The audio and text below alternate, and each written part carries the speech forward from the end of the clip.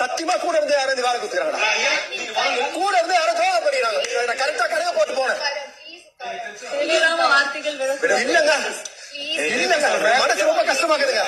நான் போய் போடுற எல்லாமே கேட்டுக்கிறேன். வியாபாரம் என்ன எல்லாம் தப்பு ஒண்ணுமே நாங்க சொல்ல உண்மையில போய் ஊட்டாட்டு சொல்ல இங்க போன் சொல்றேன் சொல்லுவாங்க. ஏன்னா கூட துரோகம் பண்ணிருக்காங்க. நான் தான் இங்க போயிருக்கேன். அம்மா மேல